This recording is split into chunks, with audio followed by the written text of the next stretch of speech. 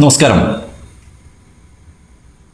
ജെറുസലാം മധ്യ ബൈറൂട്ടിൽ ലബനാനിൽ പാർലമെന്റ് മന്ദിരത്തിന് സമീപം കെട്ടിട സമുച്ചയത്തിന് ബുധനാഴ്ച രാത്രി ഇസ്രായേൽ നടത്തിയ മിസൈൽ ആക്രമണത്തിൽ 9 പേർ കൊല്ലപ്പെട്ടു, 14 പേർക്ക് പരിക്കേറ്റു.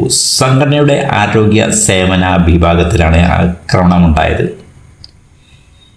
2 ആരോഗ്യ പ്രവർത്തകരടക്കം കൊല്ലപ്പെട്ടതെന്നും ഹിസ്ബുള്ള വ്യക്തമാക്കി. ഐക്യരാഷ്ട്ര സംഘടനയുടെ ഓഫീസിലെ മന്ദിരവും ഈ പരിസരത്താണ്. കരയുദ്ധം ശക്തമാക്കുന്ന തെക്കൻ ലബനാൻ അതിർത്തിയിൽ പ്രവിശ്യ തലസ്ഥാനമായ നബാത്തിലടക്കം 25 പട്ടണങ്ങളിൽ നിന്ന് കൂടി ജനങ്ങൾക്ക് അടിയന്തരമായി ഒഴിഞ്ഞുപോകാൻ ഇസ്രായേൽ സൈന്യം ആവശ്യപ്പെട്ടു. റെഡ് ക്രോസ് ദൗത്യ സംഘത്തിൻ്റെ വാഹനങ്ങൾക്ക് നേരെയുണ്ടായ ഇസ്രായേൽ വെടിവയ്പിൽ ലബനീസ് സൈനികൻ കൊല്ലപ്പെട്ടു.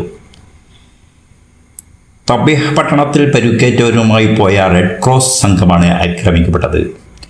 4 റെഡ് ക്രോസുകൾ പരിക്കേറ്റു. കഴിഞ്ഞ 24 മണിക്കൂറിൽ 28 ആരോഗ്യ പ്രവർത്തകർ ലബനാനിൽ കൊല്ലപ്പെട്ടതായി ലോക ആരോഗ്യ സംഘടന അറിയിച്ചു.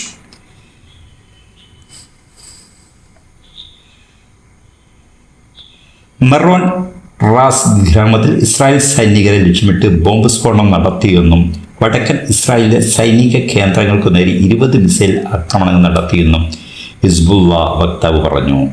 കഴിഞ്ഞ രാത്രി ടെൽ അവീവ് ലക്ഷ്യമാക്കി 2 ഡ്രോൺ ആക്രമണം നടത്തിയെന്നും ഇറാന്റെ പിന്തുണയുള്ള യമനിലെ ഹൂതികൾ അവകാശപ്പെട്ടു.